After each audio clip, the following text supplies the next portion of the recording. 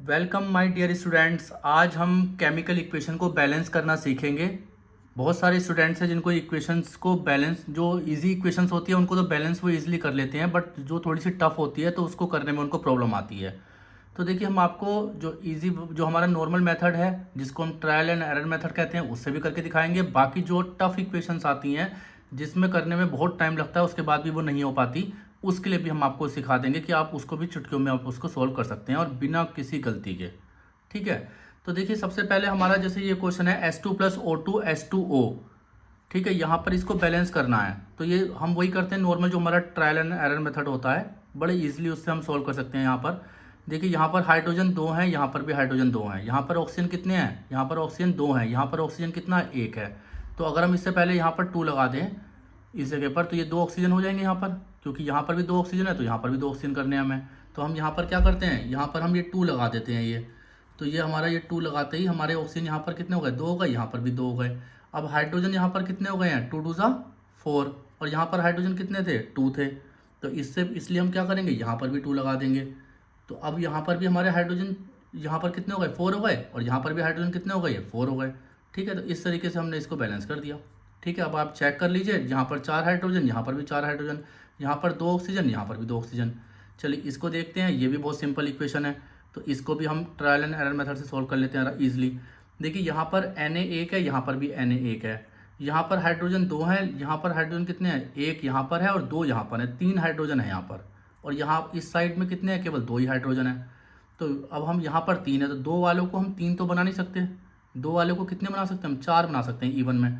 तो हम यहाँ पर क्या करते हैं, अगर मैं यहाँ पर 2 लिख दूँ तो ये 2 2 ज़ा 4 हाइड्रोजन हो जाएंगे यहाँ पर। ठीक है। और यहाँ पर हाइड्रोजन कितने हैं? 2 हैं। तो इससे पहले भी अगर मैं यहाँ पर 2 लगा दूँ तो यहाँ पर भी हाइड्रोजन कितने हो जाएंगे? 4 हो जाएंगे।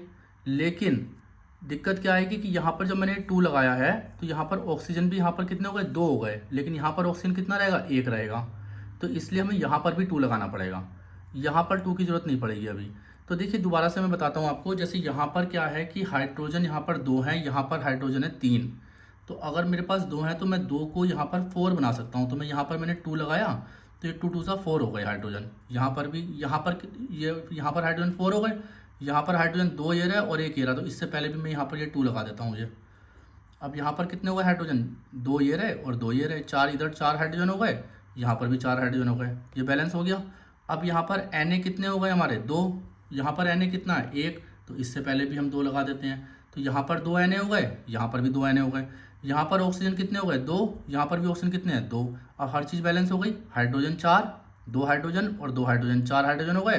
2 Na हो गए। और यहाँ पर ऑक्सीजन कितने हैं? 2। और यहाँ पर भी ऑक्सीजन कितने हैं? 2। बैलेंस हो गई। अब आते हैं हम थर्ड इक्वेशन पर। देखिए, इसमें दिक्कत आएगी अगर आप ट्रायल एंड एरर मेथड से इसको सोल्व करेंगे। तो कुछ बच्चे ऐसे होंगे जिनको बहुत ज़्यादा प्रॉब्लम आएगी, उसके बाद भी उनका सही नहीं हो पाता है। जो भी टफ इक्वेशंस आती हैं जिसमें हमें बड़े बड़े हमारे बैलेंसिंग में नंबर लगते हैं, तो उसमें बच्चों को थोड़ी प्रॉब्लम आती है। तो अब मैं आपको एक ऐसी ट्रिक बताऊंगा जिससे कि आप इसको बिना किसी गलती के सोल्व कर सकते हैं। उसके लिए हम क्या करेंगे, इनके जैसे ये पहला है, इससे पहले आप लिख दीजिए ए, ये सेकंड वाले पे लिख दीजिए बी, यहाँ लिख लीजिए सी, यहाँ लिख लीजिए डी। ABCD लिख लिया अब हमने। अब आप यहाँ पर देखो AL कितने हैं? यहाँ पर 2 हैं। तो ये 2A ले लो, 2A ले लीजिए इसको। AL हमारे 2 है ना, तो इसको लिख लो 2A इक्वल टू, यहाँ पर AL कितना है? 1 ही है। तो ये 1 के साथ C है, तो इसको लिख लो 1C, या फिर C लिख लो। 2A इक्वल टू C हो गया ये हमारा। अब यहाँ देखो SO4 कितने हैं? 3। और यहाँ पर हमने A लिया था, तो इसको क्या लिख लो? SO4 कितने हो गए? 3A हो गए। तो यहाँ 3A ले लो ये। यहाँ पर SO4 कितना है? यहाँ पर 1 ही है ये। SO4 कितना है? 1 ही। तो यहाँ पर इक्वल टू डी रख लो, यहाँ पर 1D, या फिर खाली डी कह दो। अब बचा ये BA। यहाँ पर BA कितना है? 1 ही है, तो 1B हो गया ये। तो B लिख लीजिए। और यहाँ पर BA कितना है? यहाँ पर भी 1 ही है, तो B यहाँ पर 1D लिख लो या D लिख लो। तो B इक्वल टू डी हो गया। अब बचा ये क्लोरीन। यहाँ पर Cl कितने हैं? 2, तो ये 2B हो गया। इसको लिख लीजिए 2B। और यहाँ पर Cl कितने हैं? 3, तो ये 3C हो गया। इसका कोफिशिएंट C था ना, तो ये कितने हो गए यहाँ पर Cl? इसको हम क्या ले लेंगे? 3C। तो 2B इक्वल टू 3C, ये हमने बना लिया। अब आप क्या करेंगे इसके अंदर, ये हमारे पास 4 इक्वेशन आ गई। अब इसमें से किसी एक की ABCD में से किसी एक को 1 ले लीजिए। आप किसी को भी 1 ले लीजिए। जैसे हमने फॉर एग्जाम्पल A को 1 ले लिया, A को हमने क्या ले लिया? 1। तो अब हमारा B कितना, C कितना आ गया? C हमारा 2A था ये, तो सी हमारा हो गया 2 × 1, 2 × 1, 2 × 1 कितना हो गया 2 हो गया। अब हमारा जो है सी भी आ गया हमारे पास, ठीक है। डी कितना हो जाएगा, डी कितना था 3 है, तो डी हमारा हो गया 3 × 1, ये 3 हो गया हमारा, ठीक है। इसके बाद हम देखते हैं हमारा ए भी हो गया, डी भी हो गया, सी भी हो गया, अब बचा बी। तो बी तो डी के इक्वल ही है, जब डी हमारा 3 है तो बी भी कितना होगा हमारा, बी भी हमारा 3 हो जाएगा, ठीक है। तो इस तरह से ए की वैल्यू 1 आ गई, बी की वैल्यू 2 आ गई, ए की वैल्यू 1, सी की वैल्यू 2, डी की वैल्यू 3 और बी की वैल्यू भी 3। तो यहाँ पर क्या हो जाएगा, ए की जगह हम यहाँ पर रख देंगे 1, यहाँ पर इससे पहले 1 आएगा, मतलब लिखो या मत लिखो एक ही बात है 1 को तो। और बी कितना है 3, तो यहाँ पर 3 लिख लेंगे। सी कितना है 2, तो यहाँ 2 लिख लेंगे। डी कितना है 3, तो यहाँ 3 लिख लेंगे। ये हमारा बैलेंस हो गया, ठीक है। एक इक्वेशन और देखते हैं ऐसी, देखो हमारे पास ये है। अगर हम इसको normal trial and error method से सॉल्व करना चाहेंगे तो बहुत मुश्किल आएगी, कर तो सकते हैं बट बहुत दिक्कत आएगी उसमें और टाइम भी हमारा वेस्ट होगा। तो हम इसको क्या करते हैं कि इसी वाले मेथड से सॉल्व करते हैं इसको। यहाँ पर पहले वाले में लिख लीजिए ए, यहाँ लिख लीजिए बी, यहाँ लिख लीजिए सी, यहाँ लिख लीजिए डी, लिख लिया। अब देखते हैं यहाँ पर एफ ई कितना ए की है, तो 1A हो गया, ये मतलब ए हो गया। यहाँ पर एफ ई कितने हैं 2, तो ये हो गया 2C। यहाँ पर सल्फर एस कितने हैं 2, तो इसको 2A लिख लो। और यहाँ पर सल्फर कितने हैं ए की, तो इसको डी लिख लो। अब यहाँ पर ऑक्सीजन कितने हैं देखो 2, और कोफिशिएंट क्या है बी, तो ये 2B हो गया हमारा ये। और यहाँ पर ऑक्सीजन कितने हैं हमारे पास 3 ऑक्सीजन तो यहाँ पर है और 2 ऑक्सीजन यहाँ पर भी है ना, यहाँ पर भी है और यहाँ पर भी है। तो 3 तो सी के साथ है ये, तो एक तो हो गया हमारा 3C प्लस 2 जो है वो डी के साथ भी है, तो यहाँ पर क्या हो जाएगा 2D। तो ये क्या हो गया 2B = 3C + 2D। अब मैंने आपको कहा था इनमें से किसी को भी 1 ले लीजिए आप, ए बी सी में से किसी को भी 1 ले लीजिए।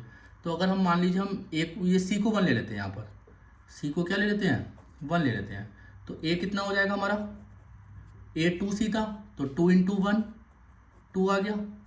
अब बी कितना हो, ये डी कितना हो जाएगा, डी हमारा 2A था, ए हमारा 2 आ गया, तो 2 × 2 हो गया ये, तो डी हमारा कितना आ गया 4। अब कौन सा बचा, बी बचा। अब बी कैसे है, तो यहाँ पे रख लो, ये देखो यहाँ इस वाली इक्वेशन में 2B = क्या था, ये 3C + 2D था, तो 3C, सी कितना था 1 और 2D कितना था 4, तो 2B = कितना हो गया 3 + 8, तो 2B = हमारा हो गया 11 और B = आ गया 11/2, ठीक है। अब देखो ए की वैल्यू आ गई 2, सी की वैल्यू आ गई 1, डी की वैल्यू आ गई 4, बी की वैल्यू आ गई 11/2, लेकिन ये फ्रैक्शन में आ गई है ना, यहाँ पर ये फ्रैक्शन में आ गई है। तो इसको क्या करेंगे, देखो इसके नीचे डिनोमिनेटर में 2 है ना, तो हम एक काम करते हैं 2 से मल्टीप्लाई कर देते हैं। अगर हम इसको 2 से मल्टीप्लाई करेंगे तो सभी को 2 से करेंगे, ए बी सी जो भी सभी वैल्यू हैं सबको ही 2 से कर देंगे। तो हम इसको 2 से मल्टीप्लाई करेंगे तो ये 2 से 2 कट जाएगा, कितना हो जाएगा 11। इसको भी 2 से मल्टीप्लाई करेंगे, डी की वैल्यू कितना हो जाएगा 8। इसको भी 2 से मल्टीप्लाई करेंगे तो कितना हो जाएगा 4। इसको भी 2 से मल्टीप्लाई करेंगे तो कितना हो जाएगा 2। अब आ गई हमारे पास सबकी वैल्यू, ए की वैल्यू क्या आ गई 4, तो यहाँ पर 4 लिख देंगे। बी की वैल्यू कितनी आई 11, तो यहाँ पर 11 लिख देंगे। और इसके बाद सी की वैल्यू कितनी आई हमारे पास 2, तो 2 लिख देंगे। डी की वैल्यू कितनी आई हमारे पास 8, तो यहाँ 8 लिख देंगे। देखो कितने बड़े बड़े नंबर है ना ये, 4, 11, 2, 8। तो अगर इसको नॉर्मली सोल्व करते ट्रायल एंड एरर मेथड से तो गलती भी हो सकती थी और हो सकता है हमसे सोल्व भी ना हो पाता, बट इससे सोल्व करा तो ईजिली हमने सोल्व भी कर दिया। जब आप इसकी प्रैक्टिस कर लोगे, काफ़ी सारी इक्वेशंस की और भी इक्वेशंस आप जो टफ से टफ इक्वेशंस हैं उनको निकाल करके इसकी प्रैक्टिस कर देंगे तो आप ईजिली बहुत जल्दी से इसको सोल्व कर देंगे इसको, ठीक है। चलिए, अगर आपको वीडियो पसंद आई हो तो प्लीज़ हमारे चैनल को सब्सक्राइब कर दीजिए, लाइक कर दीजिए और अपने सभी दोस्तों के साथ शेयर कर दीजिए। Thank you.